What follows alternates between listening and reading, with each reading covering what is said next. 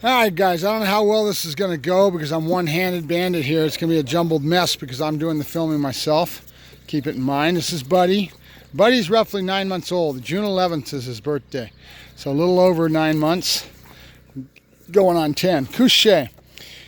And I think it's kind of about the same time that Rocky was starting to show a lot of the same behavior. He's getting very full of himself, very spunky with all the work, and that drive level, that excitement level, is starting to cause problems because now to get him to do something, he's got food, he's so excited about the toy, he's blowing at purple Twinkies in a lot of ways, couché, and the drive level is getting in the way, that excitement level is getting in the way.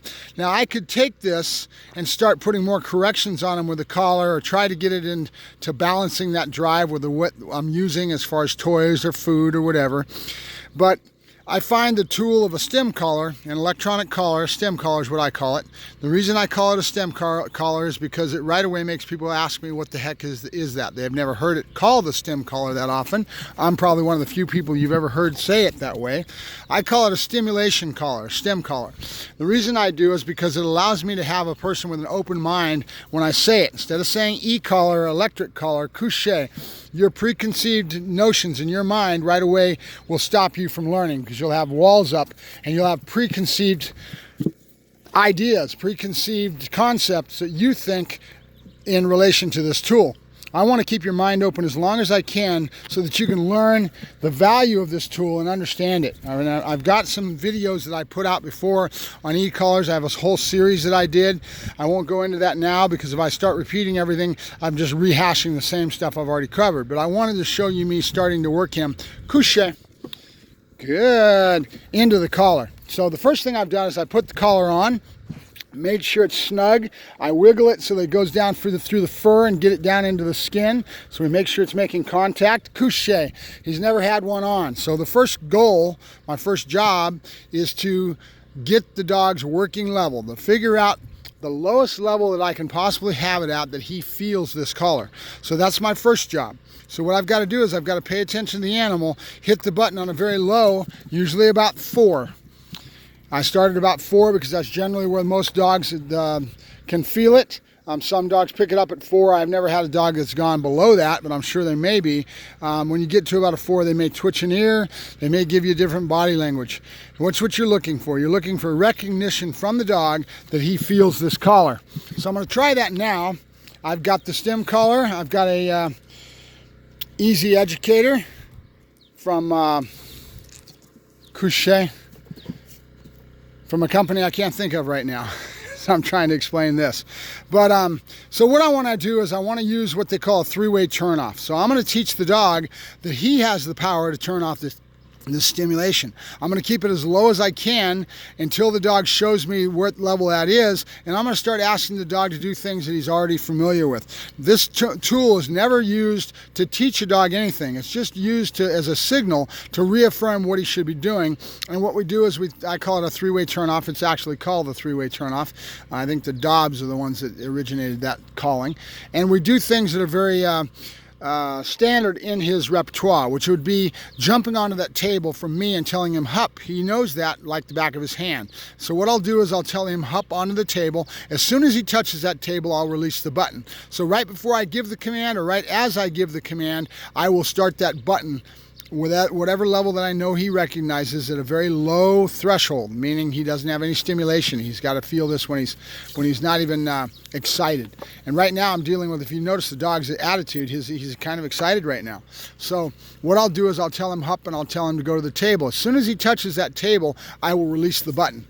Okay, and I'll do that a number of times until he starts to figure out that he's the one with his complying to the command that he already knows. He's the one that's turning off that stimulation. Okay, and it's at a very low level because we're just trying to get him to understand what this stimulation is all about. Remember, he has no clue on what this new feeling is on his neck. He doesn't understand that little tingle is going to mean something. We're going to show him what that means, and we're going to condition the animal properly so that he learns. We give the power to the dog, couché, so he learns to turn this power off. So my first thing is to take the stimulation, set it at a very low level, and right now I think I've got it on a 5. Let's go down to 4. And figure out where he's feeling this. So I'm just leaving him there. I'm going to hit the button. and I don't get anything from him. See it? What I was looking for was some kind of recognition from him. He's in a very low threshold position. I'm sitting here yakking at the screen. I did that earlier on purpose. We were at a 5. And I think he can probably feel it right there, but he's not really showing me any signs that he is. So I'm back going up to a 6 now. And I've got it on continuous. So I'm doing it on continuous, and I'm just hitting the button a little bit, a few seconds, to find out if he recognizes it. That's on a 6, and I've got nothing there, okay? You notice it? So now what I'm going to do is I'm going to go in, and this is going to get jumbled again. I'm going to double check that we got good connection before I go up to the next level.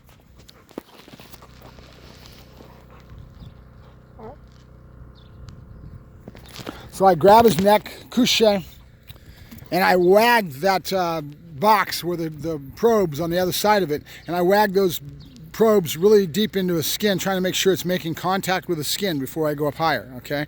I don't want any mistakes. If I get 10, 12, 15, and I hit it and he has a negative, then we've got that negative association from then on, and I would have to overcome that. I don't want to have that happen.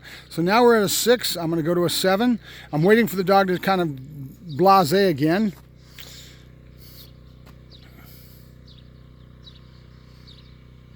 I've just hit the button a couple times, no reaction at all, nothing from the dog. Going to an 8.